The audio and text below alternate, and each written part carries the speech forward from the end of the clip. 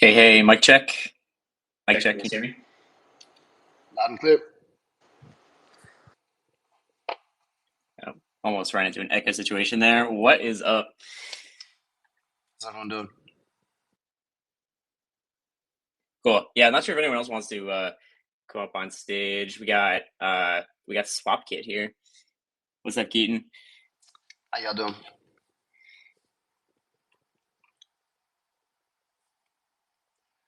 Cool. I'm actually not sure if anyone's gonna join me here, so I wrote a whole agenda. We're just gonna get into it, I guess. Got nothing better to do. So here we go. It's THORChain Spaces number 101. Yeah, and let me just start off by saying, like, the craziness that has to go into scheduling these things. So, like, basically, for a long time, it's myself and Chad B, and it's really, really nice having consistent guests that come on, and it's like, all right, we know that we're gonna be doing this like every week. But then when that kind of falls off, it just becomes infinitely harder to do it, especially when like this is a project where so many people are living and working in different time zones, and some people have different obligations and things like that. It just makes it incredibly hard, and also not taking away time from like people doing actual work to come talk on these spaces too. Well, at the same time, I'm not a yapper, but I do like doing these, so I just need to keep at a consistent tack with them. And I mean, like, they're super fun, but at the same time, I'm not the guy. Like, Chad B is a yapper. I think everyone everyone understands that. So we love him coming on and just talking. So Well, thanks for having us, Kyle. We appreciate you. yeah, sure. We got PaperX up here too, and Spotwagon wants to come up, or if anyone else wants to come up and just talk. I'm just gonna talk about a lot of recent stuff that's been going on, but figured it'd be good to get the SwapKit guys up here as always. Yeah, PaperX, what's up? Hey man, just supporting you. And 101, that's pretty major achievement. Yeah, there's You guys been have done definitely something. more than 101. Like, like, I would guess somewhere around, there's more than that for sure. That's just how many are numbered. If you like these, definitely subscribe on Spotify or your RSS feed or wherever you get your podcasts. You can just search up THORChain Weekly Live and it'll be there. It's on Spotify, like any of the podcast apps that you go on. You can just subscribe, and if we do these and you don't watch them live, you can just get them right to your phone or whatever. It'll tell you when a new episode is up. But that means you weren't here live. So, all right, let's get into it. Let's start off with the first thing. Hard fork. Hard fork happened last week, and that went pretty smoothly. It took about I want to say less than 2 hours to do the entire hard fork. There was like a couple of small hiccups, but overall, like, obviously nothing catastrophic happened. So let me just go into like why the hard fork happened, and then like just a little bit of a postmortem on that. So the hard fork had to happen for a couple reasons. We needed to upgrade the Cosmos SDK version, and that's needed for a couple of reasons. It's needed for just like kind of getting up to date with the SDK. We were on like a very old version, so this is kind of the first version bump that we had to do. And like, these things need to happen in a hard fork rather than the normal upgrade process, just because of the way that Cosmos works. These are like consensus breaking changes, so you need everyone to start running the same version at the same time. So luckily, that part went pretty smoothly. It also allowed us to add support for Taproot addresses, but unfortunately, that's not completely done right now, because there's still some small changes to the I think the Bifrost of Bitcoin right now to support Taproot observations, and also being able to sign Taproot transactions out. So you currently can't swap with a Taproot address, but that'll be coming. I believe in the next version, possibly a minor version before the next version, but yeah, we should be seeing Taproot on THORChain pretty soon. And then other than that, there was a little bit of funkiness with exporting some values from the old chain to the new chain. So a couple things weren't correctly exported, and that caused a like nothing major issues, but just like small things that just need to be fixed and cleaned up for the next time any hard fork happens. So yeah, I think it reset the swapper clout values. So like right now, just looking at like RuneScan, you see a little bit more congestion than normal, just because ARBs aren't able to get through super quick because of the lack of swapper clout being applied to everybody. Let me get Pluto up here. But yeah, so that's pretty much the current state of things right now. And in the next version, like that'll all be fixed. We'll re-import all of the swapper cloud values and everything else, anything else that was missed during the hard fork. What's up, Pluto? Yo, sorry, just joining a little bit late. Yeah, no worries. Just going through the hard fork. Only other change, it really wasn't anything that a user had to do. It was just updating the chain ID, which the wallet uses to sign a transaction. So it was just like something that wallets and exchanges and things had to update. Really nothing major user facing. And luckily the chain ID won't be changing anytime in the future. I think we'll be able to keep the current chain ID indefinitely into the future. So yeah, that's it for the hard fork, really. Pretty smooth, like 2 hours of downtime, and yeah, back up running as normal. Yeah, I'll just add a little bit more context on our hard fork process. It's different from how the majority of other Cosmos projects do a hard fork. We're still on a very low version as one of the first Cosmos chains in existence. We've basically been lagging behind a little bit since we haven't needed until now some of the capabilities of the newer versions of Cosmos. So we've been using an older version and an older methodology for doing hard fork. In this current release, so 136 that we're working on right now, we're going to land basically a new validator scheduled standard Cosmos hard fork upgrade. And that actually uses like a form of on-chain governance to ratify a new version, and then it automatically does the hard fork under the hood.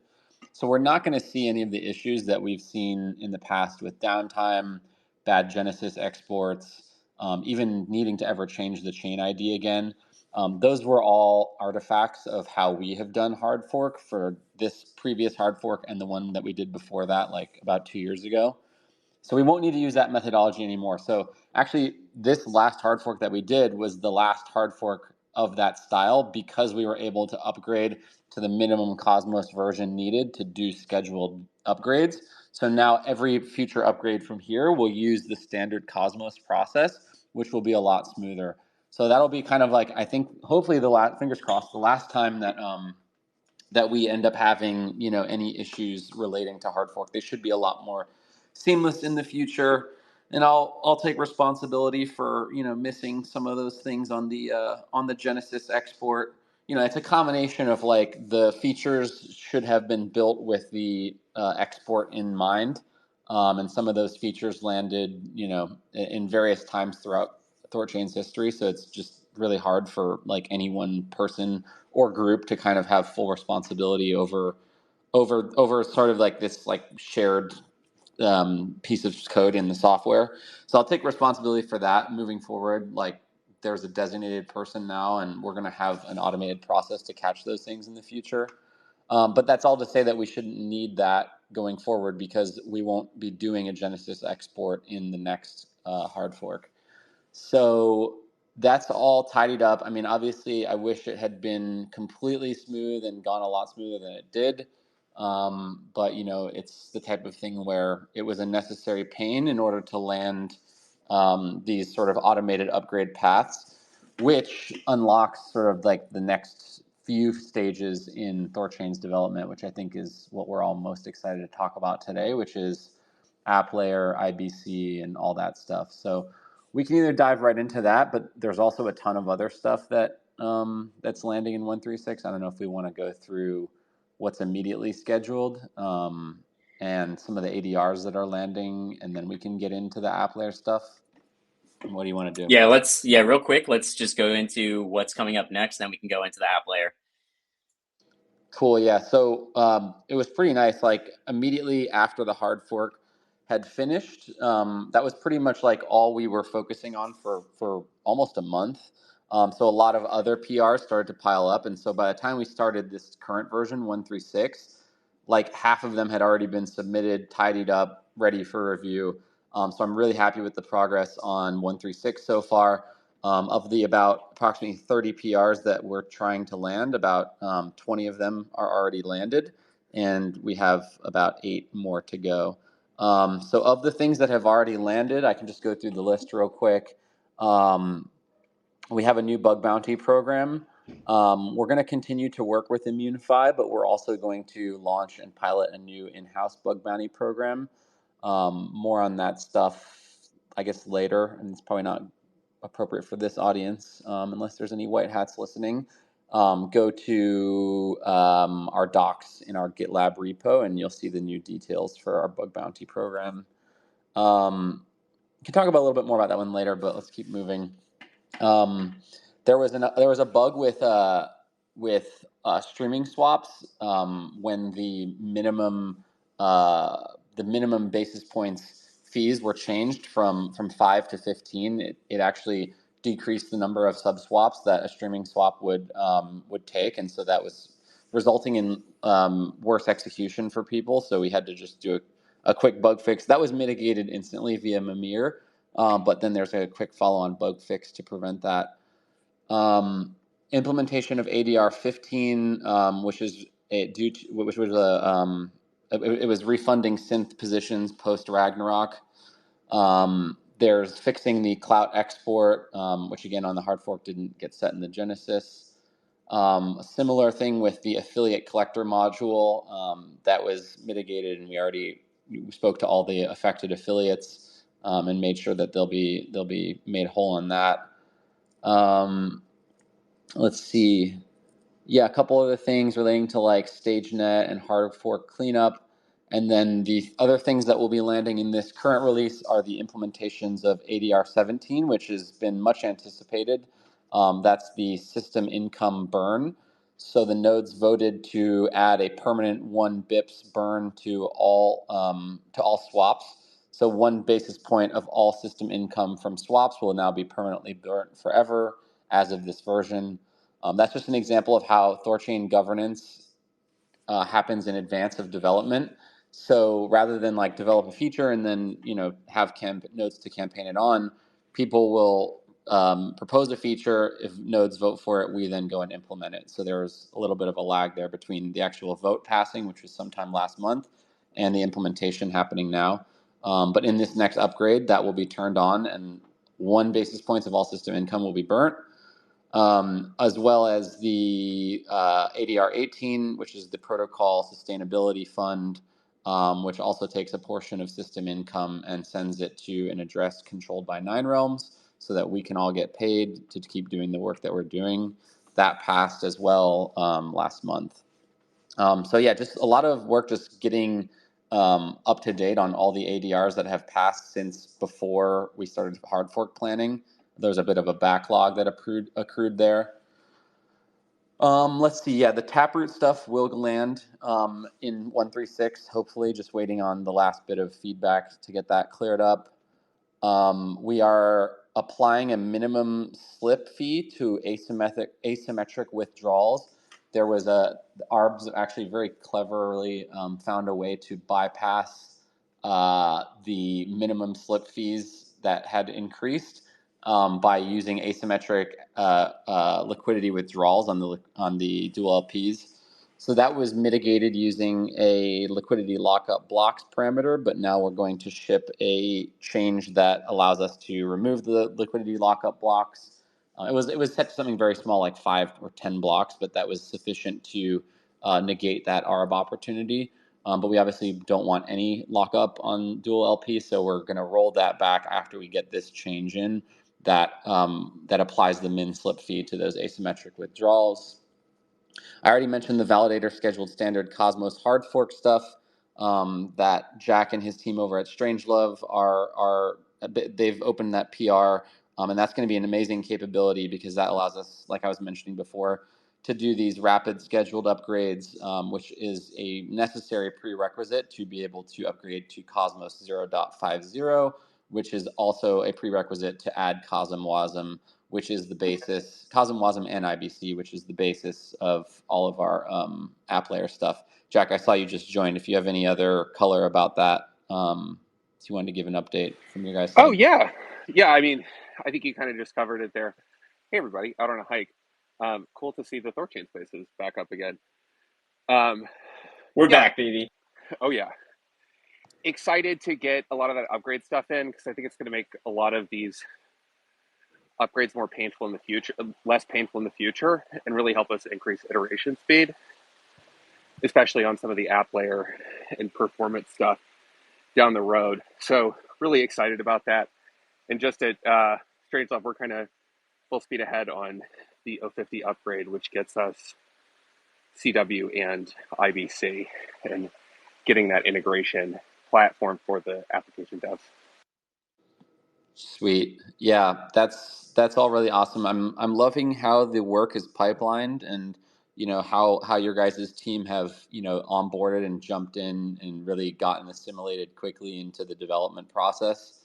I'm sure you can all imagine, like, THORChain is a beast of a code base, and it's not super approachable. So Jack and his team have jumped on and really picked everything up quickly and have immediately begun making contributions, helping us with the previous hard fork, adding this new upgrade process, and then basically using that upgrade process to get us to where we need to go to be able to launch the app layer.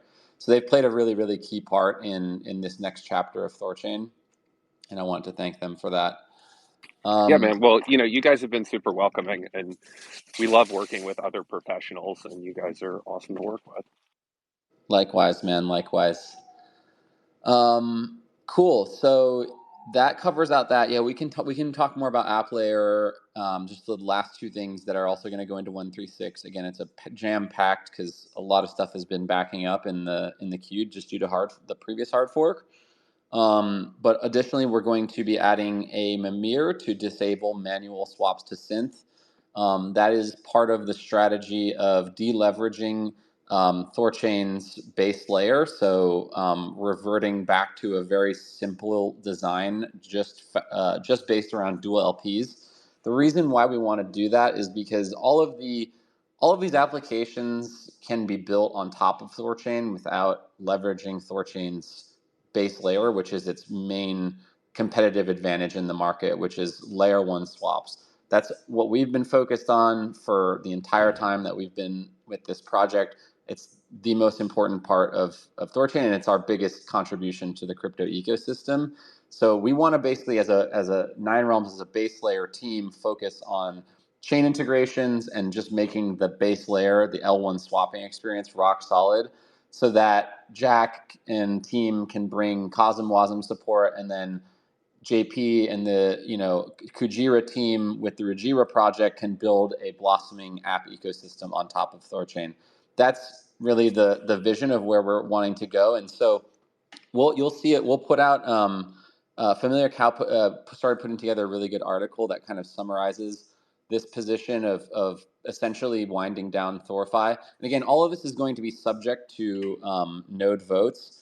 But so far, about 56% of validators have voted in favor of disabling new loans. So again, this is all going to happen in stages. But if I can, estimate how it is going to go, first we're going to pause new loans. People will still be able to close out all their existing loans. That will de-risk the lending side of THORChain's layer one. And then we will eventually start to scale down the Savers program. Again, that is going to be subject to a node vote. That's going to be subject to much and rigorous community discussion. But it's my opinion, it's JP's opinion, and it's the opinion of the Nine Realms team that we need to do everything we can to make THORChain as predictable, stable, and honestly simple as possible in the base layer, and allow lending and savings and all of those things to be built as applications on top of it. And so, we've gotten some criticism, why are you guys doing an about face on THORFi now? And I'd say just simply, THORFi were necessary financial innovations to keep THORChain competitive, to increase, not just allow our TVL to go stagnant over the previous bear run, as we saw with many other dexes, but to actually grow our TVL and to just keep things growing in THORChain. I would say, in retrospect, THORFi was a necessary construct. It's just that those things should not be subject to like my review. I don't want to have a say in whether I think lending or savings is a sound financial design, or B, safe from a security standpoint. That is something that app teams should be building on top of THORChain, and they should be the ones to market it. They should be the ones to do all the financial mechanics. They should be the ones to essentially ship it to the world and take responsibility for it. And so that's kind of what we're like, the next phase of growth is that, like, yes, there were some good ideas behind THORFi, but ultimately it was not the correct design to have those as part of the layer one THORChain experience. In my opinion, that's still native L1 to L1 swapping, and as long as that can be that, as long as the apps built on top of THORChain are providing a lot of swap volume through those pools, that will continue to increase TVL and continue to increase yield and continue to accrue value to Rune itself. And I think that's all. Like if we could have gone back in time in 3 years and have seen how everything would play out in the ecosystem, seen how things had played out in like the macro of crypto itself, we probably would have agreed to land on this design as a team from the beginning. But it took us 3 years of experimenting to get here, and so I just wanted to clear up any sort of why are you guys, people are like, oh, you guys are acting like Google, you bring a product out and then you sunset it after a year. And it's like, sometimes that's what you have to do. You have to be able to rapidly iterate, and you have to be able to admit when you're wrong and you had the wrong design. And I think none of us here have too big of an ego to admit that, while the ideas were good, the implementation, it just didn't allow for enough experimentation. Like, there was this natural friction between people who wanted to experiment with the protocol and people who wanted to make it solid. And now we basically have a platform that we're building now that will allow us to do both, that everyone is really happy with. Jack, I see your hand raised. Yeah, I just wanted to reinforce that point. Coming from Cosmos, where a lot of chains made the opposite design decision of try to build the perfect layer in the future and ignore the market now, I think we see how that worked out for a lot of folks during the bear market. And the fact that your team pushed THORFi, used it to further the goals of the chain in terms of TVL and volume, during a period where volume is way off, it's critical to maintaining momentum and health. And, then also being able to say, hey, we tried it, not the right design. All these other teams have incubated some cool stuff. We're going to pick the best of breed there and go from there. And that's the right way to do it. Yeah, totally. And I'm really, really excited who's shown up, and, some of the names that have shown up to, very early on. Like, I can't reiterate how difficult the process that JP is going through right now of choosing those teams, negotiating with those teams, figuring out basically figuring out a way to acqui-hire some of the best talent in the industry into the THORChain ecosystem. It's a really, really difficult thing to do, especially in an ecosystem where decentralization is really just a synonym for disorganized in some cases. Like, everyone has all their own ambitions and their own ideas and philosophies, and we wanted to create something where people could come together with differing ideas and philosophies and build and coexist on THORChain. And the idea of hand selecting those projects rather than just making it completely permissionless from day one, I know is something that other people disagree with. And PaperX, I would love to hear your thoughts on this, and how you're, because I know you've been arguing in favor of making it completely permissionless from day one. And I'm happy to like, kind of fill in some of the blanks on like why we're choosing to do a little bit more of a gated release with the app layer.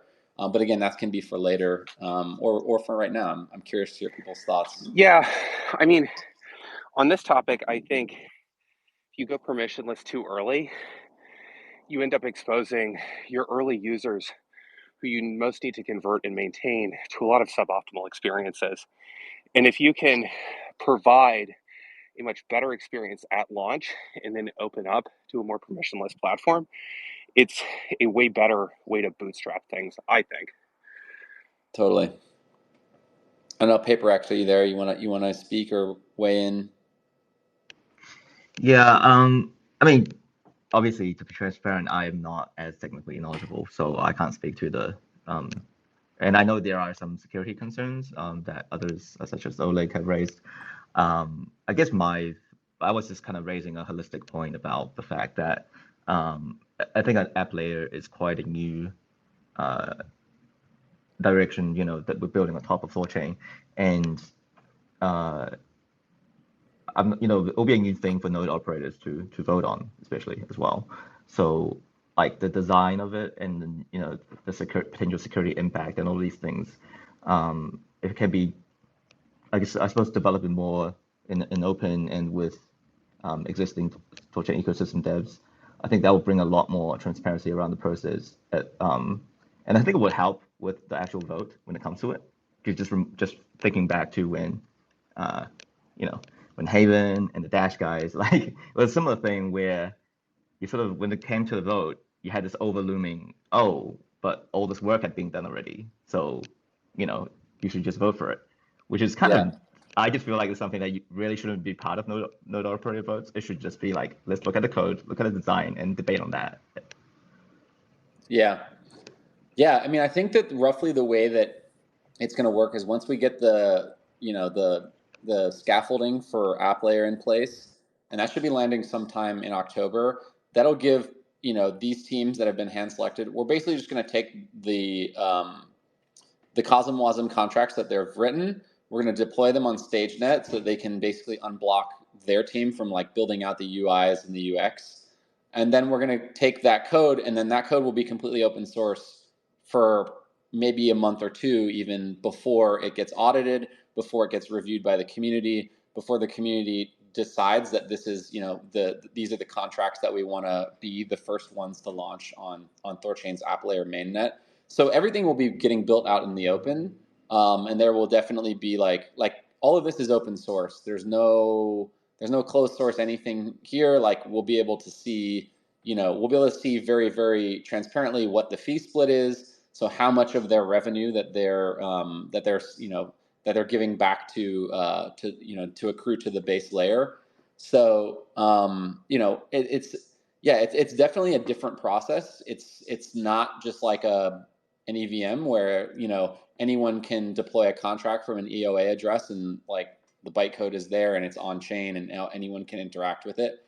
It's definitely not permissionless at launch, but it will be transparent and it will be open source, and that's always been THORChain's ethos. And then from there, like we can continue to see how the ecosystem evolves, and if at a certain point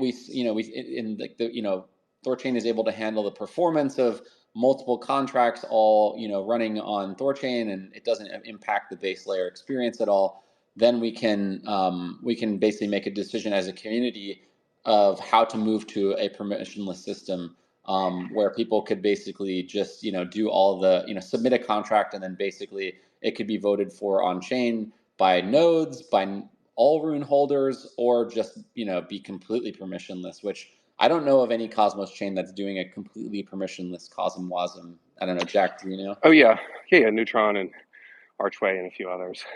Yeah. How's that working out for them? It's okay. Juno also infamously. I think that for the first couple of years, there were a number of security issues with the VM that have gotten worked out. Most of those were network halts due to non-determinism in contracts that was trivially triggerable. But most of those issues seem to have been substantially resolved. I think that on the performance side, it's good enough for now. Terra obviously ran it at quite high scale, and they didn't have any issues with it, even in an earlier version. And I know they've shipped a number of performance improvements, and the underlying store has become much more performant. So, those are some of the considerations. I think that an additional reason for starting off permissioned is that from a security perspective, it's going to take a little bit of getting used to. And I think that for the THORSec team and the general community around THORChain security, understanding CW and having some operational experience with it for a period of time before going fully permissionless is probably wise. There's entire classes of issues that can be mitigated by permissioning the CW code. Like most of those halts, you can just look for anything that might cause issues. And also with permission, you kind of know who's operating the contracts. There's a lower chance of malicious code. Once you open up permissionless, it does open up a whole new set of attack vectors. So I think understanding those and having some operational experience with the stack before opening that up is really wise. Totally. Yeah, I'm wondering if we gave a clear enough. I mean, I know JP has done a ton of spaces on what app layer is and who's going to be involved with it, and the whole Regira thing has they had their own space kind of explaining their involvement. So maybe I didn't do the best job introducing it, but that's more or less like our Q4 objective is to get everything that we've just discussed on the call up and running, and at least moving in the direction that we can start to onboard them to StageNet, and then pending audits for mainnet deployment. So yeah, those are the biggest pushes on the app layer side, and then of course on my team side, it's just continue to land all the releases one by one, knock out all the ADRs, all the remaining bug stuff at the base layer, and then adding new chain integrations. So we're looking at adding base to StageNet next week. A lot of interesting things happening on base, and it's a considerably easier lift than Solana. So we're going to slot that in first, and then we're going to start working on or continue working on and ship Solana after that, probably sometime in October. So yeah, that's just like the rough state of play for the L1 stuff. I recognize that was a lot. We're about 35 minutes in. I don't know, Cow, was there anything else we wanted to discuss, or should we just take questions on? Yeah, well, if people got questions, they can come up just whenever. That's really not a problem. If people want to request, if they have specific questions about stuff, we can dwell on the app layer stuff for a little bit, because I think JP's done a couple spaces on this, but I don't think we have. So just talking about it for a couple minutes, and if people want to request, definitely just do that, and I'll let people up. But in the meantime, there's some apps that I'm really looking forward to on the app layer, which previously these would all have to be enshrined into the base layer of the protocol, which is really what the app layer enables, is to kind of segregate the base layer from all these other things that can kind of live on this on the app layer. So things like order books, previously that was all going to be just on the L1 itself and using all the base pools, but now this will be stuff that can be on the app layer instead. Things like more lending protocols, which I'm sure people there's obviously so much demand for Bitcoin lending that's just untapped. We obviously saw that with the core lending protocol, just how much demand there is. I think that took only a couple weeks the most to get completely filled up with 100 million in Bitcoin or something like that. It's actually crazy how much demand there is for L1 Bitcoin lending.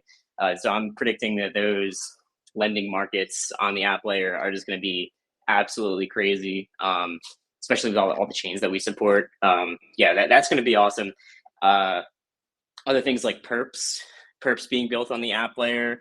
There's honestly a lot of things that you can build on the app layer, and it's basically being able to build smart contracts with access to any liquidity on any chain you could imagine. So I think it's a really powerful design, and very interesting that the way that THORChain does it with having the enshrined AMM on top, which really concentrates the L1 liquidity onto the top layer of everything, but then just every app getting access to that liquidity on every chain. So I think that the way that things have finally ended up make THORChain very powerful, especially in comparison to other chains that are kind of trying to do the same thing, or like any other chain that's trying to do something similar. Like you look at Zeta Chain, for example, which you can kind of consider like looking at THORChain's design. Like they kind of took a lot of things from that and just built like a generic platform, which has a kind of like native asset bridges sort of thing. They kind of went the opposite way, where everything's just an app, but that really leads to fractured liquidity. While THORChain's design obviously concentrates liquidity in the pools, and you have really, really deep native asset liquidity, then you still get the apps built on top. So that's why I think THORChain is in a great place, just from like a competition standpoint, and is going to attract a lot of top apps and talent and devs to build some really salient applications on top, which I think are going to be just super powerful. So I'm looking forward a lot to the app layer, and like there's teams like Kujira that's coming on to build things, Levana. I just talked to the Shapeshift team yesterday. They're interested in building on the app layer as well. Little alpha for you there. And I'm sure there's a lot of other teams that are going to be looking at this and just figuring out their attack for how they want to play it, how they want to come into the field. So if teams are interested, definitely now's the time to come reach out and like plant your flag in the ground.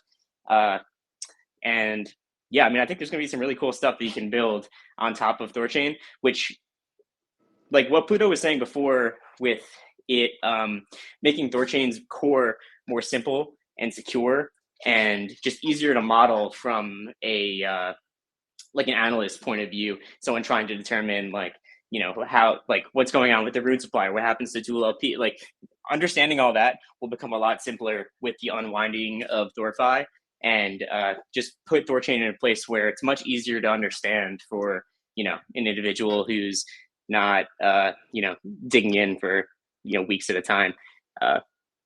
THORChain systems are just very complicated under the hood, so the app layer just kind of deleverages a lot of that.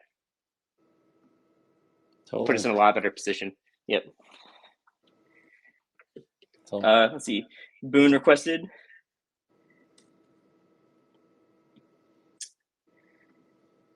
Hey, what's up, Boone?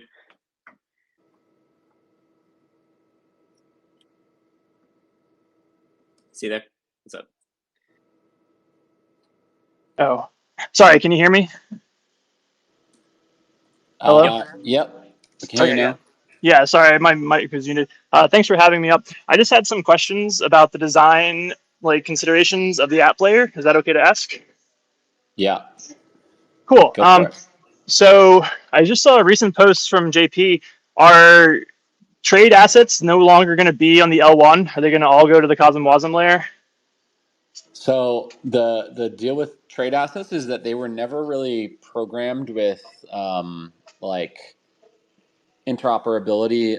They're basically not real Cosmos coins. This might be getting a little bit into the No, they're the ledger on the THORChain. Yeah. I understand. Yeah. Yeah. So in order for them to be usable inside of like CW20 and CosmWasm, they need to be actual Cosmos coins. So like regardless of whether we ever export them via IBC or any of that, like moving to a single, basically like we wanted to use the trade account concept to be able to hold tokens outside of, basically in a vault but outside of a pool. That's currently what trade assets are today and how ARBs arbitrage the network. So instead of migrating trade accounts to be a token that is compatible with contracts, we basically decided to just add a new concept called bridge assets, which are essentially the same thing as trade assets, but they're also Cosmos coins, which unlocks all of that other capability. And then we're going to migrate people off of trade accounts by slowly increasing the fees on trade assets and then phasing those out. So you'll be able to use bridge assets to ARB the same way that people use trade accounts, but yes, the trade account code and that whole pathway will be deprecated in favor of bridge assets. Okay, great, thank you. And then, so how does the app layer move through the base layer liquidity pools? It will just have bindings, so any contract can call directly into message deposit. So you'll be able to take, like, if you did like something, maybe you wanted to like liquidate someone in a perps contract, all you would do is like take their collateral, swap it to USDC, and then pay it out to the perps contract holders, basically the people who are taking the other side of that. So like, when you do that swap of like that of their collateral to USDC or whatever, and when you liquidate them, you would basically just be doing that through a THORChain pool. And so what that would happen is like the contract is actually queuing a swap on the native L1 chain, which results in swap fees being paid out to the dual LPs and to the nodes. So it's yeah, part of it is like every contract that we see in this early stage that gets added to THORChain, what we want to see are two things. One, that it's funneling base layer native, it's driving native L1 swaps through those hooks. And two, that it's also sharing a portion of its fees outside of that. So just the income that each individual contract makes beyond just the swap fees, it also needs to share income with THORChain, and that will also drive to value to the base layer. Okay, great. Yeah, that answers another question I was going to have, which was like, what if they swapped from bridge asset to bridge asset without going through the THORChain pools? But you're saying you're not, like, you're looking for contracts that won't do that. So that's cool. And then the last thing, I guess, so order books are probably no longer going to be on the base layer, and Well, therefore, you can swap bridge asset to bridge asset through the THORChain pools today. Like, that's how ARB happens. So if you're just doing a bridge to bridge asset swap, if you were to be creating like your own AMM that used bridge assets, as long as it gave an equal or greater amount of fees to THORChain that THORChain's base layer takes, I don't see why we wouldn't also allow that. You know what I mean? Like, the goal is just to drive more revenue to the THORChain protocol, more system income for LPs on the base layer, and more system income for node operators. okay, that makes sense. And then, so last set of questions. I guess order books are probably no longer going to be on the base layer. I'm literally, as we speak, I'm writing the code. I'm actually removing it from the code base. Yeah, we don't Okay. need it anymore. It should be an app layer. All right. Yeah. The thing that I kind of thought was cool about that was I forget what we were calling, like rapid swaps or whatever, but like really fast swaps by leveraging the order books. But I guess that's a minor detail. So you'll be able to like write contracts that aggregate liquidity from all across the cosmos. So you could basically have a contract that like calls, like, if you're trying to source Atom token or whatever. I don't actually know.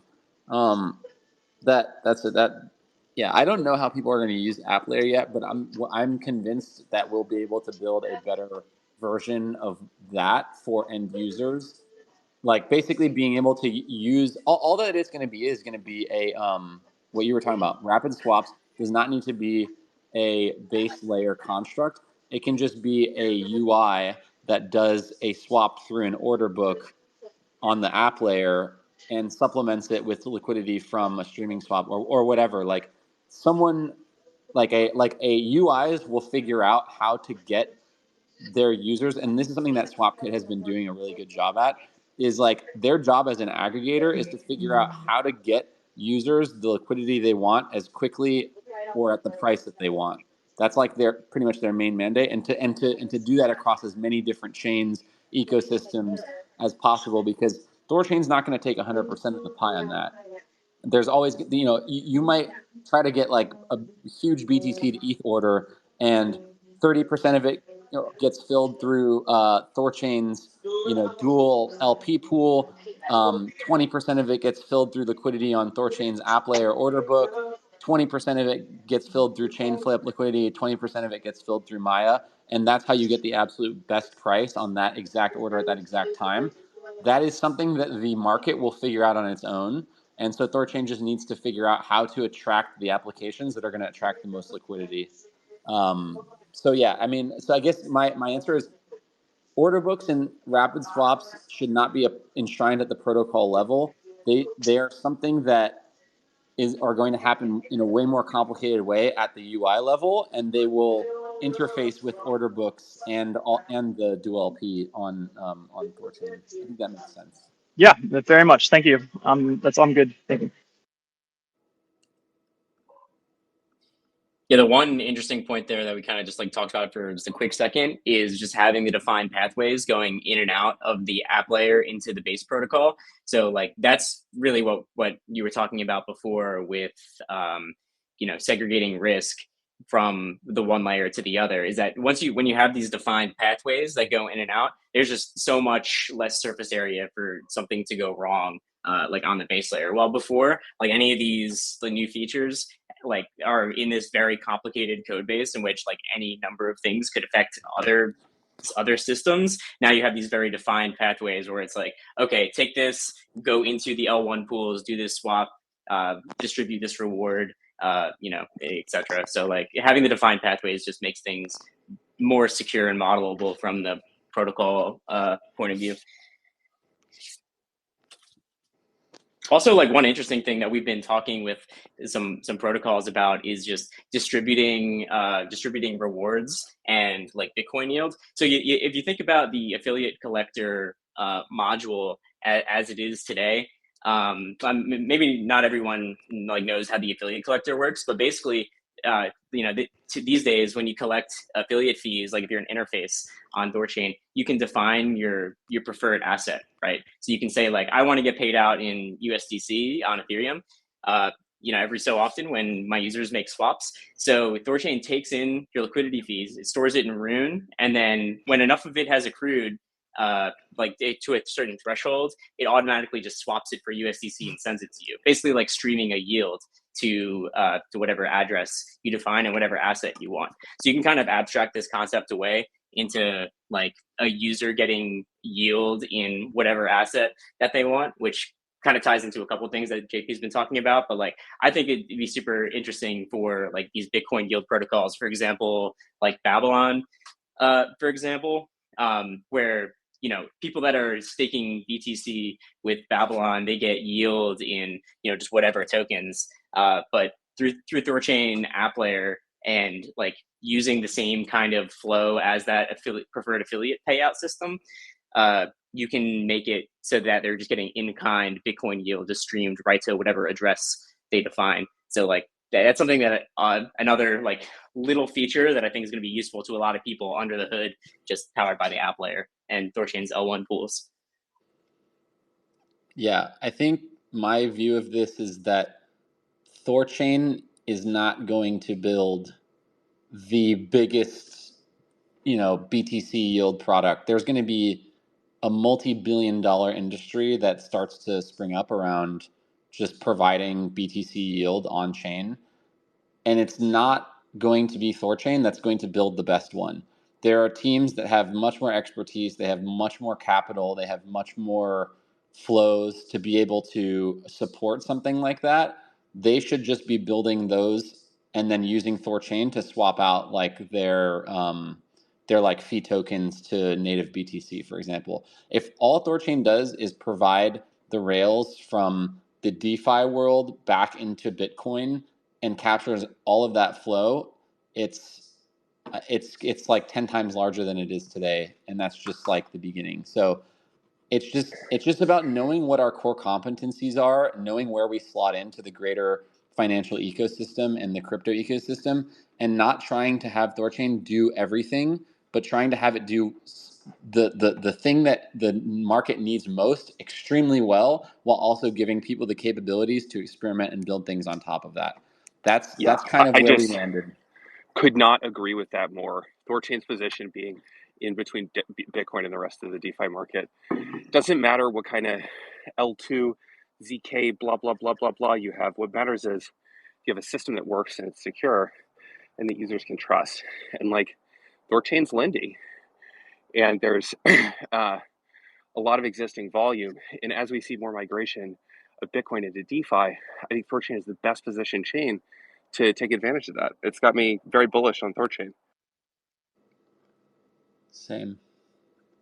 Yeah, another thing that we've been like talking about and thinking about a lot is just different flavors of wrap Bitcoin. Coinbase just shipped their BTC derivative yesterday, I believe, CBBTC. So like if you think about like one of the things that THORChain does really, really well, especially with streaming swaps, is like swaps. I guess that's what I call them, where you can go from like wrap Bitcoin to Bitcoin for extremely low slippage because you're trading through two like pools on THORChain, but you're also using streaming. People on the space probably already know, but we've seen swaps that are bigger than the entire pool executing for 5 basis points.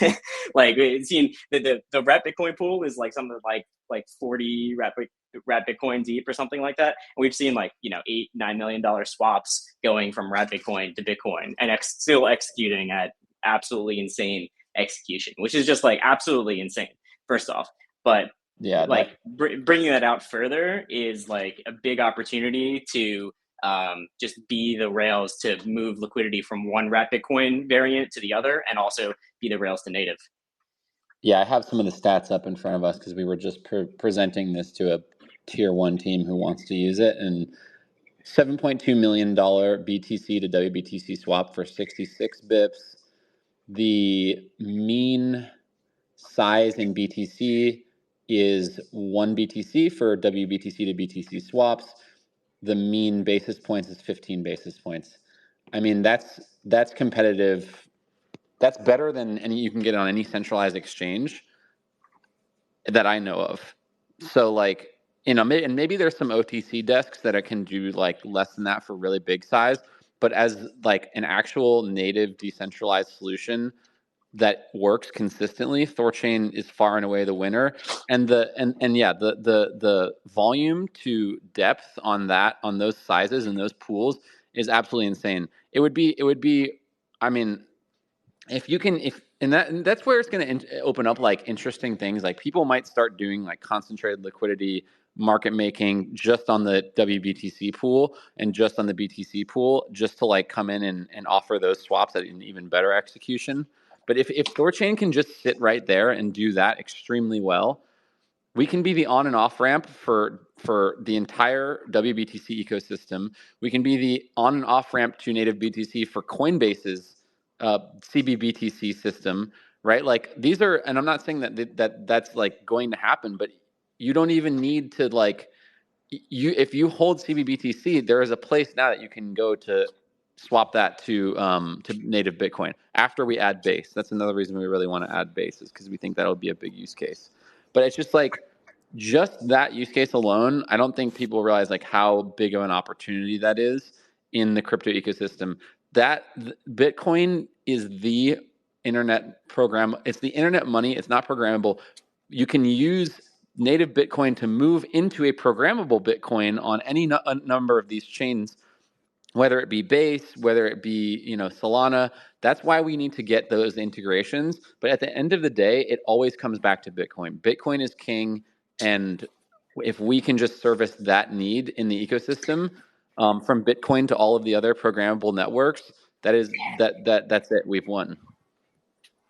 Yeah, dude, 100%. Like it's such a big opportunity, and like it's something that we've been executing on for a while. But CBBTC and these kind of other wrap flavors that are coming out now is just a big opportunity for THORChain. So I'm making a push to get CBBTC on THORChain ASAP. With hopefully we can get it on ETH mainnet real soon with the next version, or whenever we can get that shipped.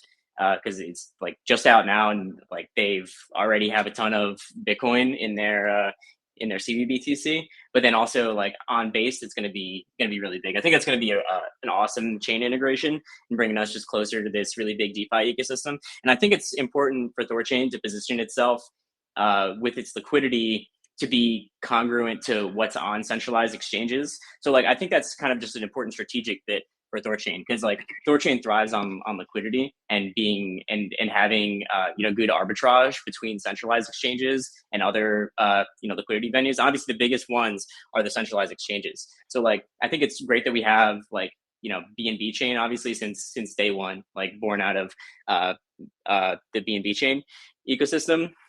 So we have like really good liquidity flowing in and out of Binance all the time. But then also with Base, that just brings us that much closer to Coinbase's liquidity. I think ARBs will be able to start tapping in more to Coinbase's liquidity, and just being at the epicenter of all that is really where I think THORChain is going to thrive and just be the most liquid venue in all of DeFi, which I think we're well on the way there. And I think Base is just kind of the next step to bring us closer to the where a lot of liquidity is and where a lot of trading volume happens on the centralized exchanges. Awesome. Jack, if you're still on the call, I just saw one of your devs opened up the PR to enable bank message send and Thor message send to perform message deposit. Kyle! Yeah, legend. Give him a pat on the back for us. Kyle's a G. Yeah, that's awesome. That was one that's been highly requested. That'll make chain integrations a lot smoother. One of the biggest criticisms or one of the biggest problems that like people have when integrating THORChain, for example, the reason why we're not in Kepler wallet is because we have our own like custom message send. The decision to do that like the predates memo field debacle of 2019. Yeah. The decision to do that predates my existence at this project. So it's just one of those relics that like we have always wanted to change, but that'll be awesome. I will say this: Bitcoin people love their memo because all the early protocols on Bitcoin were developed through op return. So I think there's a emotional attachment to it. Yeah. Cool. Yeah. I mean, super bullish though. Just everything with app layer, with with the chain integrations, and continuing to kind of see where the industry and the ecosystem is going. Like we make all of these sort of recommendations to the node operators and to the various stakeholders of the community with several cycles up and down of experience having operated in this network, and we really feel that kind of the tack that we've landed on is the best of all worlds, and we couldn't have possibly conceived of it when we started off this journey. So it's really just been awesome seeing the project grow and bring on new contributors. Like we're having growing pains now, which like is an engineering champagne problem, because I literally have so many people opening PRs to the Thor node repo now that like our build server is crashing, which is like that's a good problem to have. Oh, let's upsize that bitch. Yeah, no, totally. I'm like fuck it, double it, triple it, whatever. Like it's one of the rare instances where you find that like the human output of the project is scaling faster than the technical the technical capability of it. So are we running interchain tests on commits now? No, we're not, but let's get that added to the build step. It's pretty close. That will definitely thrash your build server. We'll need some dedicated ones for that. Anyway, sorry. Yeah, nice. Maybe we only run that on things that got merged or something instead of on every PR, but I think there's some subset of tests that are going to be useful on most PRs, some smoke testy stuff, and then for merges and releases, higher bar. Cool. All right, well, that's enough of us geeking out for now. Let's get some more questions, and then I got to get back to work. Yeah, word. SwapKit is also up here. I think they wanted to talk a little bit about some integration stuff. I think Eridonis just requested to speak. That's some people up. Equinox, what's up? Are you there?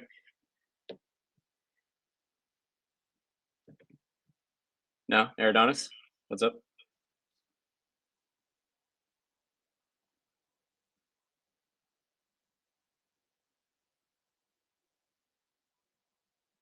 SwapKit, anybody? Oh, I thought Eridonis was going to say. Hey guys, Well, I'm so sorry. I have a meeting booked for right now, so I gotta step out. But Paper is here, and I'm so sorry to not have this conversation earlier. But it was great discussion. It was really great to listen to, and I'm really excited about all the progress that's happening on THORChain and all the development, the path that's ahead of us. So great work, everybody, and all the contributors to the code base and everything. So I'm sorry, but Paper is here, and he can discuss any questions about SwapKit. Thanks, guys. Thanks. Yeah, I asked Keaton to hop on because it's like 1 a.m. here in Singapore. But usually THORChain spaces are like 5 a.m. for me. So that's why it's not that I don't want to hop on and yap with you, Cal. It's just the timing is always like super rough for me. Um, but yeah, I want to hop on because actually like quite a few community members wanted to just give a shout out to the Cross-Chain Crusaders group. It's like a new Telegram group that's just community members kind of doing marketing outreach collectively to try and get wallet integrations and just more protocols using THORChain, Chainflow, Maya. It's big coalition really.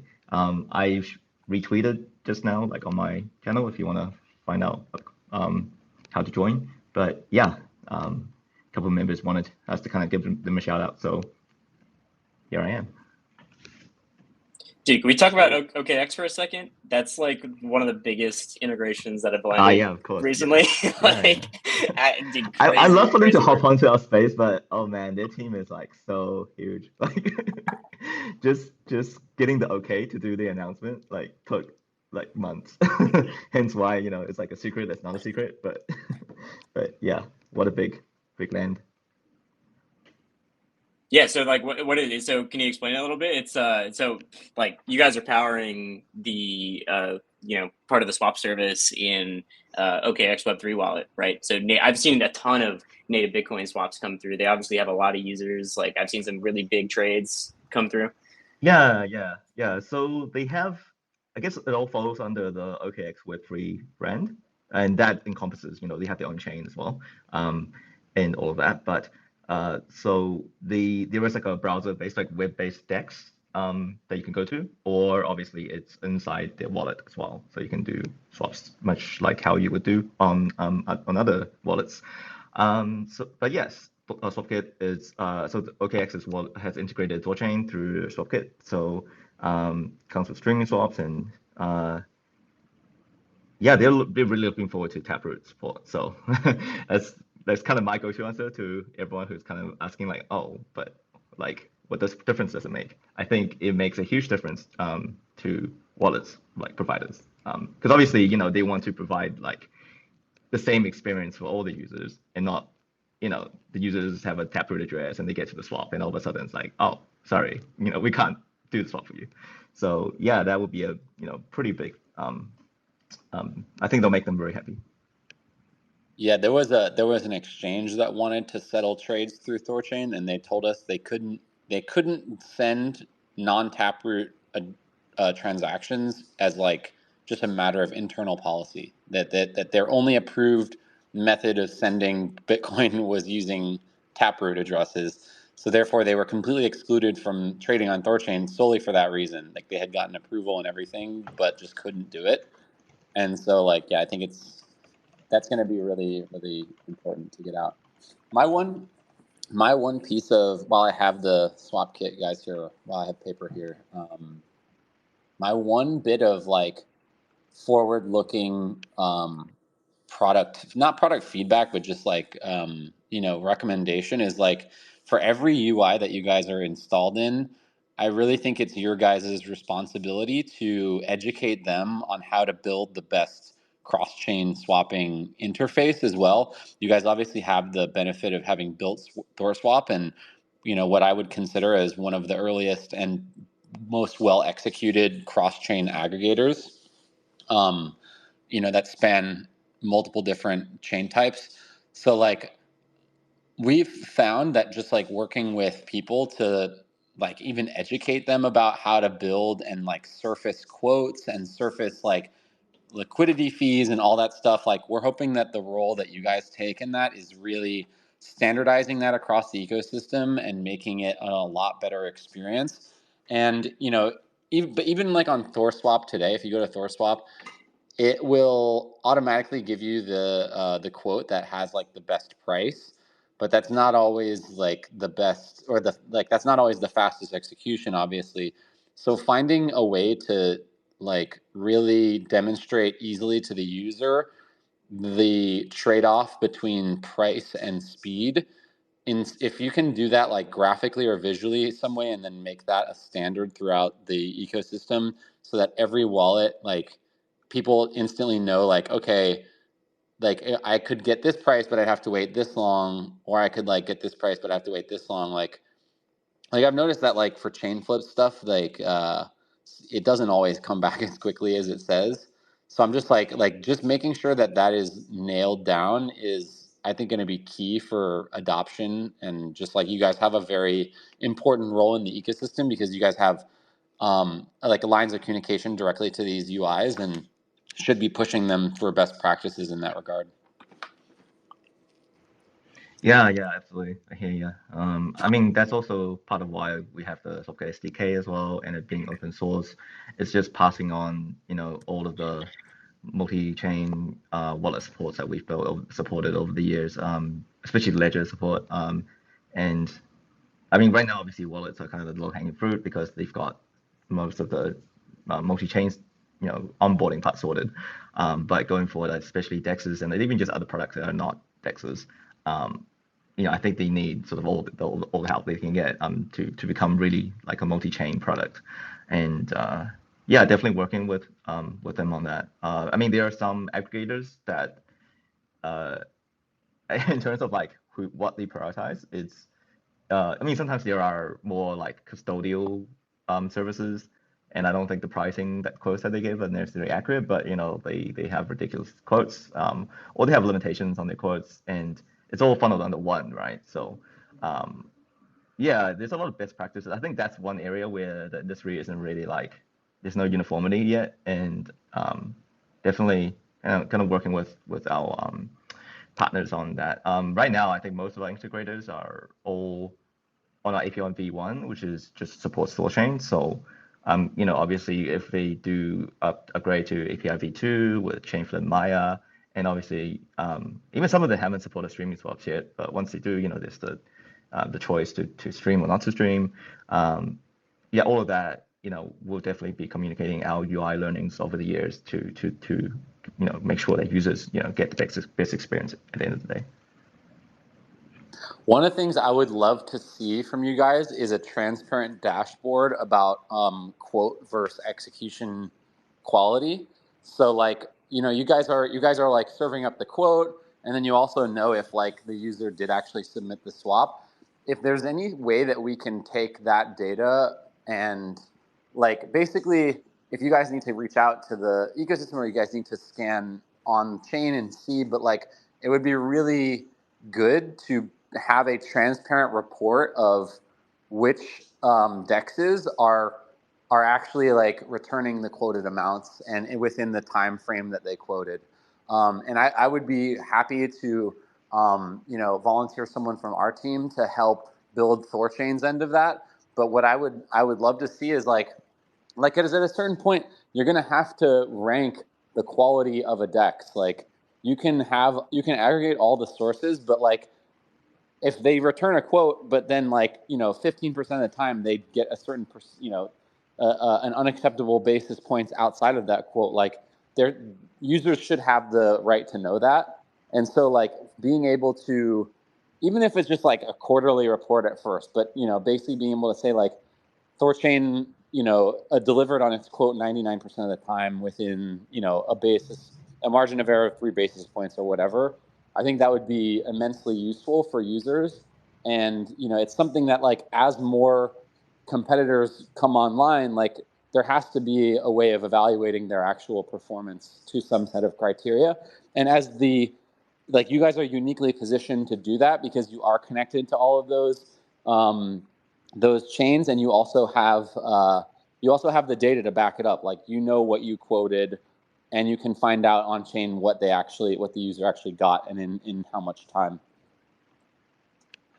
That's a really cool idea. Yeah, I'll definitely take that to the team. I mean, something we haven't really talked about publicly is that we have been developing like a dashboard for SwapKit integrators, which obviously it's really important. People need to monitor like their services, as well as there's different API usage requirements and all of that. So I think that what you described could obviously be very beneficial just for integrators as well, and users. So yeah. I mean, maybe it's already being worked on. I would definitely discuss that with the team for sure. Yeah, I mean, I'm willing to, it's not something that necessarily like THORChain will like get a ton of value. Maybe it gets some value out of, but what I'm saying is I'm willing to commit the resources from our team to make that happen for you guys, so that you guys have all that you need from THORChain to be able to transparently answer that question. Because I think it's a question that we've had internally a lot as well. We are trying to make the best decisions, like not decisions, but we're trying to make the best recommendations for node operators. And like generally we have to apply like some guiding hand in how we allocate or who we encourage to like provide liquidity on THORChain. And so just knowing like, oh, we're not as competitive on these swaps at these sizes, and these people are beating us, or what, like that just helps everyone, and it will just make the ecosystem more competitive if there is data between all the providers on like what they're actually delivering. And if they're delivering what they say they're delivering, that'll only result in more competition, which will only result in better pricing for end users. So I think you guys are uniquely positioned to be like the definitive authority on which dexes are the best, and like which have the best performance. I wouldn't trust THORChain's version of that just as much as I wouldn't trust like Maya's or chain flips. I think you guys could be like the compelling authority on that data. And we'll do whatever we can to help you to have at least THORChain covered by that. Yeah, awesome. Yeah, that sounds like a really cool idea. Thanks for suggesting that. Equinox, are you up here? What's up? Yeah, I'm up here. Can you hear me? Yep. Yeah, I would like to just give a shout out to Pluto for your early anticipation of what kind of problems lending might cause to the protocol. I myself have delegated a lot of rules to a node operator, and I am wondering. The protocol is now short Bitcoin, right? Because of the collateral. So the current collateral is about $155 million US, right? Would it be correct to say that the protocol is short 2,000 Bitcoins? I don't think it's 2,000 Bitcoin. That's not how much collateral we have, is it? Well,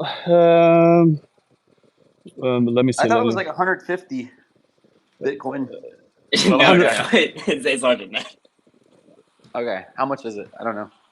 Can you check your economy, lending collateral, 157 million US. Yeah, that's a lot. That's a lot, yeah. And so the current vote, would it need just a majority or a supermajority to pass? Well, so the current vote is not about like just shutting that down. I mean, those are collateral obligations that the network has to repay. I mean, but there's also you have to assume that there's 50% of that will be coming back in the form of the collateral being repaid. Yep. Sorry, the debt being repaid. Yep. So it's not like it's just a complete liability. There's also a claim on those assets as well. Yep. But yeah, I mean, obviously, like I'd rather not see any collateral obligation, by THORChain. It's it was not. Me neither. So okay. So the current vote would just stop new lending from people for opening new loans, right? It would stop new loans, which there's effectively no change because you can't currently open loans right now anyway. Yeah. Because there's no capacity for it. Yeah. So what would be the next step to sunset the whole thing? I mean, really, you have to just wait until everyone closes their loan. Like, you can't just rug people on the loans that they've already opened. So that those obligations will remain, and they'll always be. We will always take back your your debt. Well, you can repay your debt and get your collateral back. That is Yeah. subject to all of the limitations of the current implementation. But the current design is basically made for you not to repay your loan, right? I mean, if you don't want to, if you think that, I don't know. I'm not going to sit here and defend THORChain's lending because I was one of the primary opponents of it. So I really am not the best person to answer these questions. Okay, I get it. It's a very complicated stuff. Even I have problems explaining it to other people. I can't do it. You need to be very, very THORChain savvy, dude, explaining this to potential investors and so on and so forth. But my take on it, if lending were to be sunset, then the room price will shoot up. Because in my point of view, I mean, the fundamentals of THORChain is at all-time high in every fucking metric. What's holding it down? Well, it's lending. That's my point of view. Yeah, I mean, myself and a lot of other node operators were very vocal about I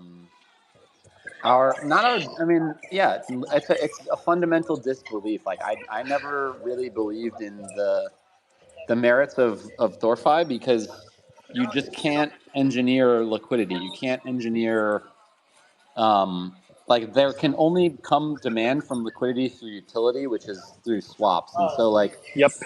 there was this excuse of like, oh well, swapping, like when you generate a loan, it creates a swap. It's like that's not enough to cover the value that is being extracted by a loan. No. I get it. Yeah. I'm just glad that like the community has kind of come to realization about this and that we have a plan and that like everyone seems mostly on board with it. But yeah, I prefer not Sounds like to healthy functional rehash. governance. What? This sounds like healthy functional governance. Yeah, Yeah, totally. totally. I mean, it was functional when I kind of like said no. I don't. I don't. It's not that I don't want this. I don't like it. But if that's the direction that the node operators want to go, like it honestly kind of like it led me to a bit of a burnout. Because like it really sucks to have to work on things that you don't personally believe in. But if the node operators and the rest of the community believes in it and the core devs believe in it, that's who I support, and so that's what I've always done, whatever it was that the node operators wanted. Yeah, but you can never find me saying I want lending. Well, thank you so much for your answer, Pluto, and I love what you do, and the rest of the 9 roads and everyone working on THORChain. It's amazing. Thank you. We just do our best to make everybody happy. There's a lot of people with a lot of money, a lot more money than myself, invested in this company and in this protocol. So I really am just doing what the people with the money want to see done because they're obviously smart because they have more money than I do.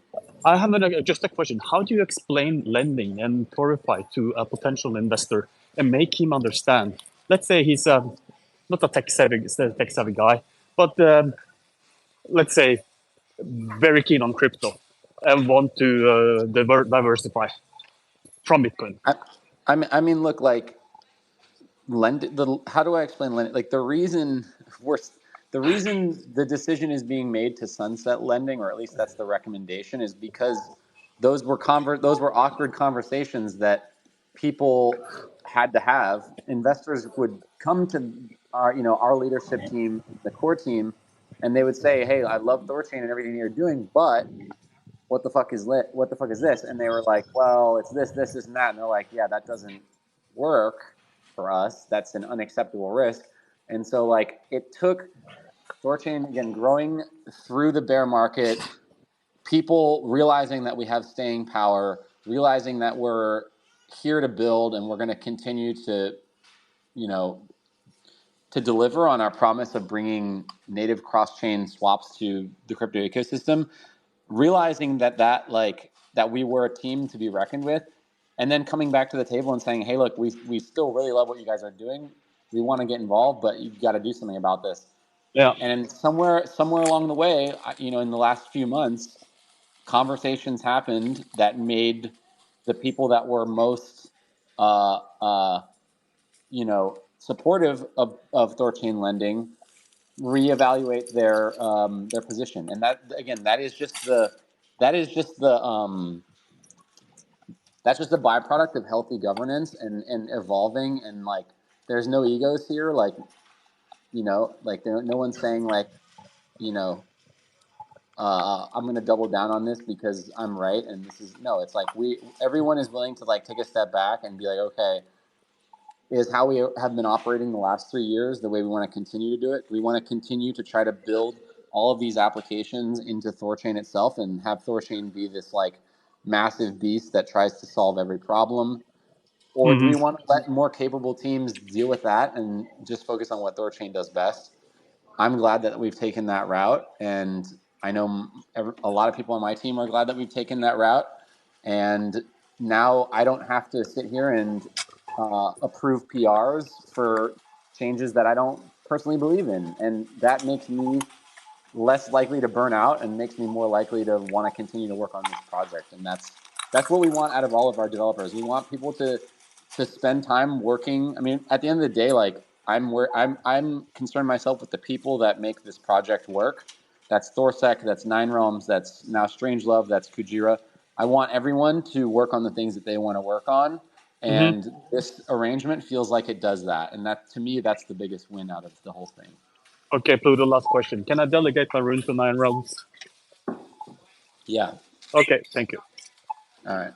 All right. Have a good weekend. Thank you so much for your answers. Thanks. Yeah, as long as you're not a terrorist. Yeah. Okay, bye. All right. Sorry. Cool.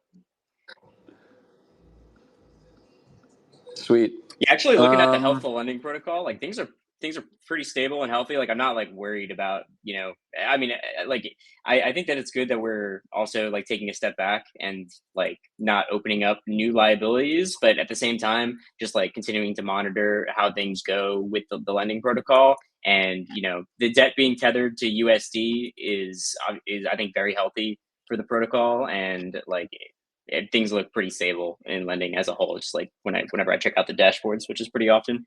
So yeah, totally. it is difficult to explain to other people though, which is I think the biggest reason to kind of move forward. Yeah.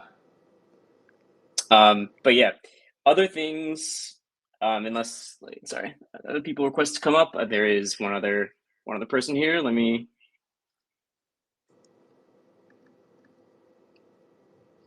Hey, Cedric.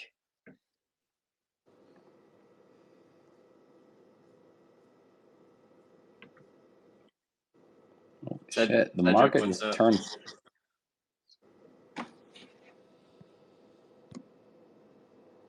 Cedric, you there?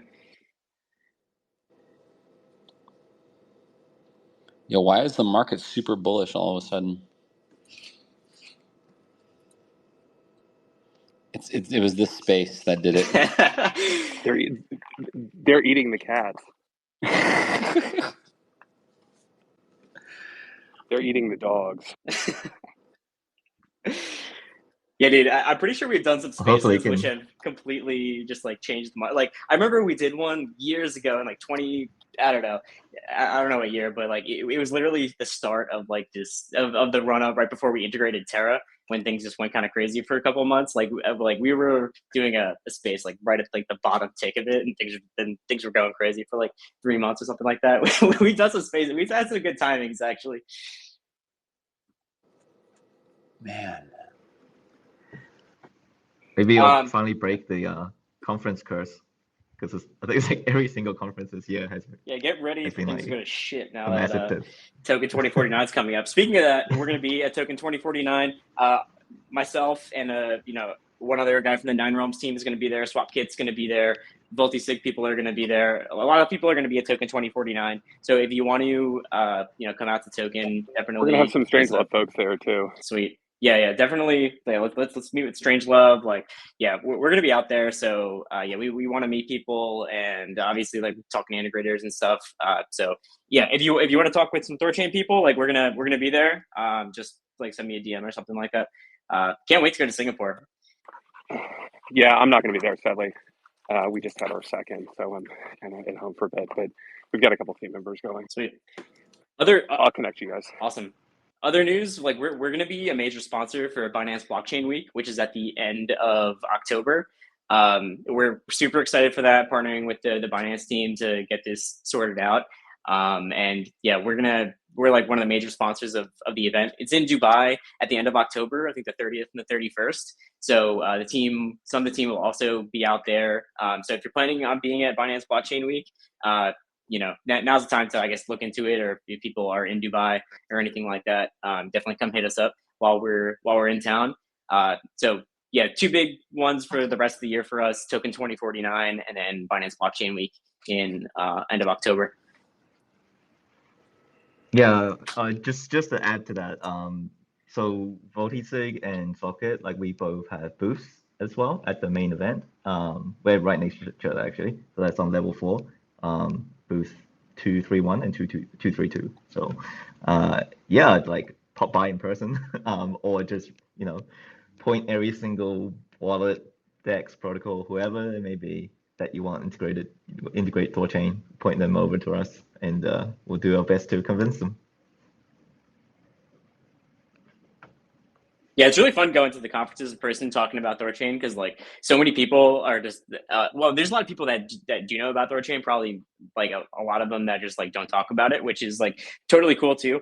But it's just a fun opportunity to people to be like, oh my god, like this actually exists. Like it's pretty crazy. So and also super fun to just like meet everyone else that's in the community too. We love it a lot. So can't wait for all this. Going to Singapore. And you guys have any like other major stuff you want to talk about? Oh wait, Eldorado is requesting to come up. Let's say hey. What's up, Eldorado team? Yo, just wanted to say, just to that point about THORChain, and this is some feedback I'm getting from Kuji people about the merge, and just in general, I think it's so easy for us to forget. I've been around THORChain for 3 or 4 years now, and it's easy for us to forget that most people don't get it. Like it hasn't been explained well, and they don't get it. So I'd invite you to consider that, even in approaching, because I've been doing calls with the Kuji people about the merge and stuff. Like, consider that the Kuji people don't fully get it, and that it's a little bit of a misnomer that THORChain is called THORChain, and it's confusing. And so yeah, I just wanted to say that there's still some. You're just talking about going to events and explaining it, but like there's still a lot of work to be done. We still need to, even with like partners and stuff like Kuji, explain to people what it is, how it works in simple terms. And the THORChain world has not been terrible at that, but it's always been a lesser priority. So yeah, just something I wanted to throw out there is I think now it has to happen. Figured out essentially the biggest problem to me, which was slippage. And now there needs to be a large process of education. Like, how do we get people to understand what this thing does? Not even like how it works, but what it does and why that's going to be integrated into everything. So best of luck. I think that just to that point, Eldorado, I think you make an excellent point. As somebody who's even followed this project for years, there are pieces of THORChain that are sort of like cloaked behind layers of terminology. They're hard for me too. And I think that a more unifying message that I see developing, and I've heard it a couple of times on this call, is the sort of like Bitcoin embassy for DeFi. And with a lot of the talk about Bitcoin L2s, the fact is all of those protocols are effectively like single wallets that are stealing Bitcoin. And if you look at sort of like Bitcoin on Bitcoin L2s, like THORChain is by far the largest. And I think that playing that role, that ambassador for Bitcoin liquidity to the rest of DeFi, is that I think explains THORChain to a lot of people from a cultural perspective. And then diving in on the technicals, they'll have a whole different experience. But I think you need to kind of bring them in from an understanding high-level market perspective first. Well, and for example, I've freaking we're a SwapKit powered project, and the framing of THORChain being a gateway between Bitcoin and all other things, or all the programmable money. Today is the first time I'd heard that, and I was just sitting here at my desk like, That's like a really cool way to think about it. And more importantly, not think about it, but how to frame it, to other people. And so that sort of presentation, might be the sort of night and day, forget Rune as an asset or like the underlying mechanics, framing it as this is what links Bitcoin to all of these other ecosystems and makes them interoperable, but that it starts and ends with Bitcoin. That's actually a new frame. Maybe that's been used and I haven't been paying attention, but that's a new framing I haven't heard before. And that's actually non-trivially really good. Let's work with this. Yeah, that was something that Jack grabbed onto from what Pluto said. But it's we've started working a lot more on THORChain recently, and a huge part of my personal thesis on THORChain and why I'm excited about this project after years of not working with you guys is this moment we're in with Bitcoin with respect to the rest of the crypto assets and how it's going to be critical in order for DeFi to really reach its full potential to tap this Bitcoin market. And THORChain having the sort of like unique cultural heritage to be able to capture that in a land of just soulless, unbranded EVML2s to Bitcoin that are just transparent cash grabs with high FEV tokens. Like, this is a different play. And I think it's a quiet killer of the market. Well, I mean, also to that note, it really depends on who you talk to, right? And it depends on like the market condition and the state, the overall macro, because having been here for a while, like last year, I go to Avalanche. I talked to someone from the Avalanche Labs, in Taiwan, and that was like the bear market, and so in those situations, you can tell them like, hey, we connect Avalanche ecosystem to Bitcoin, which is like the largest, it's like half the entire crypto market cap. But in those conditions, people are like, we don't want interoperability actually, because it's like the liquidity is leaving. We don't want, we just want to gate people in the ecosystem. So people are reserved, like in the perfect world, yes, like everything connected together, it's like all liquidity should flow freely. But that's beneficial for the users and builders, but sometimes like users, they don't use decentralized services. They're just using centralized exchanges, and it takes like a whole FTX to blow up before they start considering like, oh, what is the benefit of self-custody? And obviously the tech side, as we discussed, is very complex, right? You get into kind of justifying like how exactly is THORChain different to a custodial broker service or a centralized exchange and all of these things. And so, yeah, it's a fine line to tread, and especially it depends on who you talk to. But the Bitcoin angle is definitely like the strongest. That's why we went to Bitcoin Asia this year and Bitcoin conference. And I think we all agree that, well, I mean, I found the easiest way to kind of justify like, what we do is just, bring up the Bitcoin page on DeFi Llama and just go look. THORChain is the highest Bitcoin DEX by TVL. Like, it's just like on-chain stats that you cannot ignore, right? But yeah, I mean, it's like, I remember talking to Casey, who's like, at Token Asia, he designed, like Rune. I asked him like, do you know about THORChain, just because of this naming. And he doesn't understand it. Like, I try to explain it to him, and first of all, like you talk to Bitcoin people, a lot of them actually they don't care about cross-chain. For them, it's either just Bitcoin or no Bitcoin, right? So that in itself is a whole nother cultural thing. And and then then you talk to them about like PSS and all these technologies that we're used to. But if they, it's another set of like technical hurdles. So I think that on that point particularly, you sort of passed over that a lot of Bitcoiners are hesitant to use anything besides main chain Bitcoin.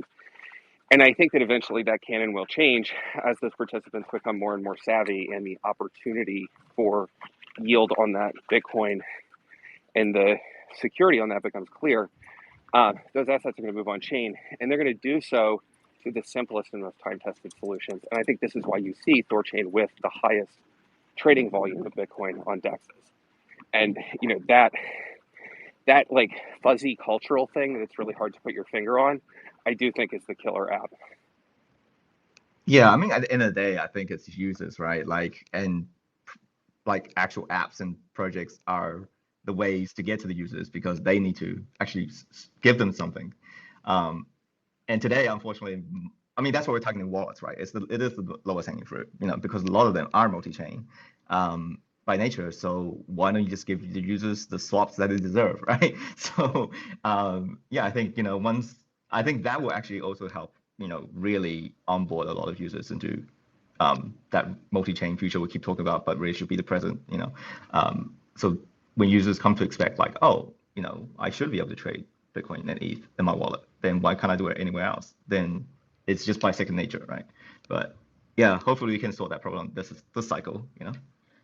Yeah, one interesting point about what you said about the Avalanche, for example. So like we talk with the Avalanche team, like we have a chat with them. But Avalanche also has their own canonical bridge to bridge Bitcoin into Avalanche, and it's a bridge with permission signers. One of the signers being the team themselves, and funny enough, also it's secured by Intel SGX chips, whichever chips got hacked, like, probably 24 times by now.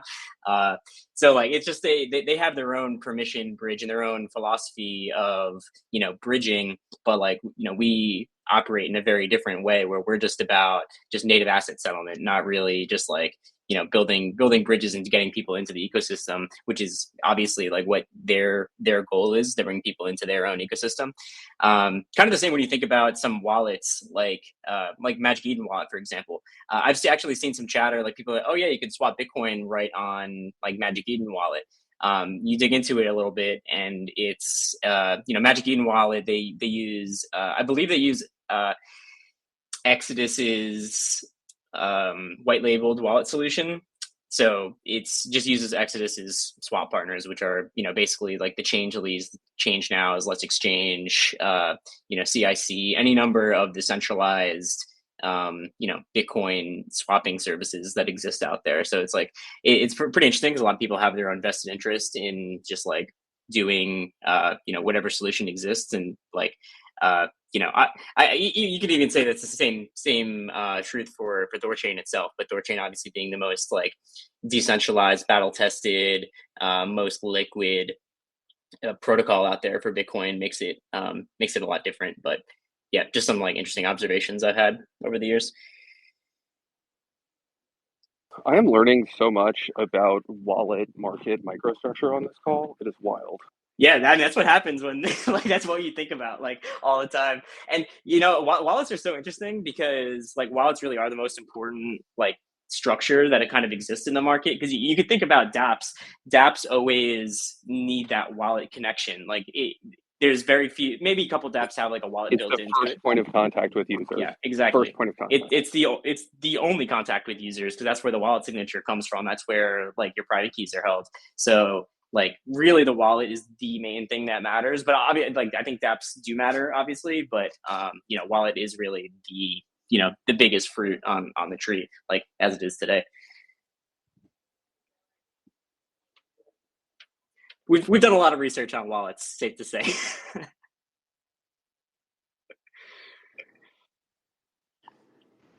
couple people asked, I'm just catching up on the comments now from like just replies and stuff. One of them asking, is the app layer, when do we think the app layer thing is going to happen? Is this a 6, 12, or 18-month thing? I definitely think that we'll have app layer on mainnet within 6 months. The hope is that we can get the first apps starting to get deployed onto StageNet by November. And then from there, it's only a matter of like, auditing the entire thing, which is going to be a pretty gargantuan effort, as well as, getting it shipped to mainnet. So I'm not sure when like the first mainnet app layer transactions they're going to have, like basically meaning beta or general availability of an actual app product end to end. But in terms of like what the protocol needs in order to support that, I'm thinking we're about 2 months out, and then from there it's just like building all the products on top of it. So yeah, I think it's a within 6 months, not 6, 12, or 18. And then another thing was, how is Solana going? Solana, it's just one of those things. It's just it's a huge change just for the multiple vault encryption types. We aren't really tooled to test multiple encryption types or So it just a lot of stuff needs to be built out. Like we were able to do the proof of concept pretty easily, but when it comes time to actually like getting it battle tested, there's just going to be a lot of extra things that need to happen. That's why we opted to ship base in the meantime. So yeah, just an update on that. I mean, I'm hoping base in a point release following 136. So we're going to ship 136 probably at the end of next week or the beginning of the week after. So you're probably looking at about the end of month for base launch, and then hopefully we should have Solana on StageNet in October. But granted, the priority between like Solana and the app layer stuff, I'm still going to be dedicating most of my time to making sure app layer stuff lands. I think that's just everyone can agree that's the number one priority right now. But yeah, Solana will continue to make progress. One thing I will note on the Solana thing, while there's like a separate THORChain effort, there's been a number of IBC Solana efforts, and there's also a number of bridges that are available via IBC, such as Wormhole, Axelon, and other ones that also list Solana assets. It may be a quicker way to see Solana assets on THORChain if that's interesting, but I think that's a discussion for after IBC implemented. Yeah, and that's also for like, aggregators to figure out. I would love to see early stats from like aggregators like SwapKit adding Solana BTC swaps through ChainFlip when they take their Solana support out of testnet. I don't know if they've done that yet. Maybe they already did. But like if there's other bridges too, and the aggregators are seeing enough volume to add like Wormhole or any of those IBC bridges to their UI offering, then I could see it being like clear demonstration to us that there is a lot of value in adding Solana and just providing that, as well as a route. But I'm still like, I still want to see how well it works for ChainFlip and, how much demand is actually there versus like, yeah, I am still bullish that Solana will provide a lot, but it's just another tick box, and I don't see it moving the needle like as much as things like app layer. So that's just a general thought on. I totally agree, and that's why I think potentially previewing the integration with a service provider instead of building it native, because there's some innovation coming on the Solana side with stuff like Tiny Dancer that will allow for Solana consensus-like clients to be able to prove Solana consensus over on the THORChain side, and a ZK Tendermint client that will allow you to prove THORChain over on the Solana side that we could use for a bridge too. But that's a little bit longer term. So anyway, a lot of stuff going on. Yeah, another question I was asked is like, how come Chad and JP are not part of the conversation? As you all know, Chad is taking some time off from the project, and then JP is just not his time zone. We generally don't get him this time of day, but depending on, I think he's in Singapore right now for Token2049, so it's the middle of the night there for them. I caught him yesterday. He's over on that side of the world. Yeah. Yeah, scheduling these is a giant pain, especially with all the time zones. Like we're US, some people are West Coast, and some people are EU, and then some people are Australia. It's just like it's hurting cats. So appreciate everyone that listens to this. Also, like you can just subscribe on like RSS feed or on Spotify or like wherever you get your podcasts. Just look up THORChain Weekly Live. So even if you're not here, you can just get them on podcasts.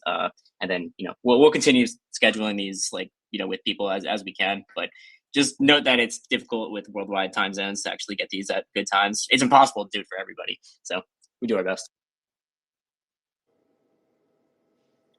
For sure. Damn, long space today. This is the longest we've done. A little bit. I got one last thing that I just want to shout out real quick. I spent a little bit of time recently building out like a fun little dashboard that I just built myself. It's called Rune Tools. So it's just, you go to rune.tools and it's just like a bunch of like little mini apps that I've made over like the past couple of years. Like I made like the quote estimator for the THORChain.org website. I made like a bunch of different like little mini tools that like may or may not help you out. Like I built like a bond provider widget. I pinned up the link in the space on the top. So if you're a bond provider, definitely check it out, because I built that just because like I wanted a better tool to track my bond providing. And then just like there's other just random stuff. You can just dig through it, give me some feedback. And like, let me just reiterate, I'm not a dev at all. Like I think anyone that knows me knows that I'm not a dev. Entirely built with AI tools, with Replit, I started using Cursor recently. Absolutely insane how easy it is to work with multiple files on Cursor and like get this thing fully deployed entirely using THORnode as a backend for rune tools. So like it's just my new little thing I've just built on the side. So if anyone wants to like check it out, use it for whatever, tracking your rune pool position, tracking your bond, or just like playing around with some of the different things on there. I think it could be useful for some things, just like checking. I just built it because there's just like interesting things that I always need to check, and I have to go into THORnode to do it. So I just made some tools to make it like easy to access the front end to do it instead of going into THORnode. So yeah, give me some feedback, check it out if you like, and let me know what you think. That's I awesome, just want man. to say, FamiliarCow, when you joined this team, what was the extent of your experience with THORChain and with your experience with programming? With THORChain, I mean, I've been like, I mean, you know, I mean, I'm pretty experienced with THORChain. Not like super technically, like you know, you asked me to go into the code base. Though. Joined THORChain or joined like Nine Realms? When you joined Nine Realms, yeah, like where were you at? Because I just want to say I'm very proud of you for all the stuff you. First, it was the THORChain website, and then now you've sort of graduated on to building like actual apps and stuff. So I just wanted to like give you a shout out for just really growing into, you know, more than just what you started here doing. And yeah, man, you're on your way to becoming an engineer, dude. It's pretty Nah, sweet. bro, this guy started with sneakers. Let's not forget the sneakers. That's what I was trying to get him to say. This is true. I Yeah. remember those days. This is Thad, by the way. I know a lot of you guys from this account. Dude, the sneaker to software engineering come up is epic. Yeah, I mean that's the move. Like, Yeah, really probably what I good. should have done I in the should have first place. swapped mine to Token2049. Yo, man, I was a chef back in the day. I feel you. It's the way to go. Yeah, I mean, believe it or not, I was a environmental engineer before Nine Realms, so completely different. And then pivot to THORChain, pivot to whatever I'm doing now, which is just like I don't even know. Like I just do like a bunch of random stuff for THORChain. So yeah, Hell yeah, bro. shout out to the community. Interning wherever I can. That's what I do.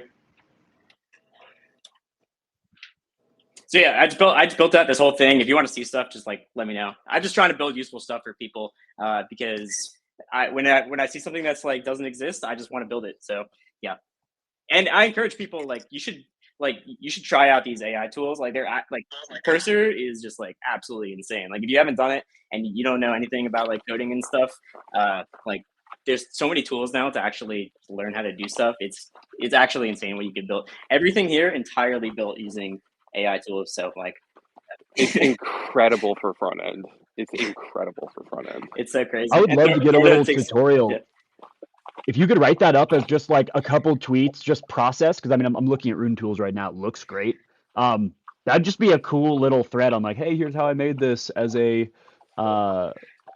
sneaker smith. I can now smith front ends. I should do that.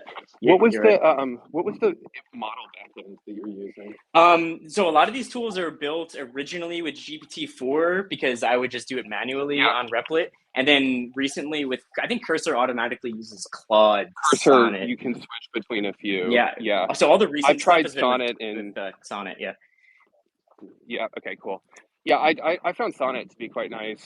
I was not getting quite the same quality out of GPT-4, but I'm excited to try the new OpenAI one. Also, the AI does not understand Go quite as well, so there's that. But yeah. Cool. We're guys. Anything else you guys want to bring up and talk about? Before we go, this is like 2 topics ago.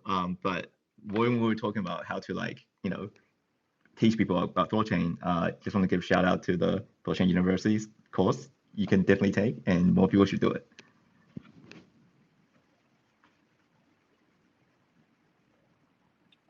Yeah, big shout out to THORChain University. They have a gigantic course.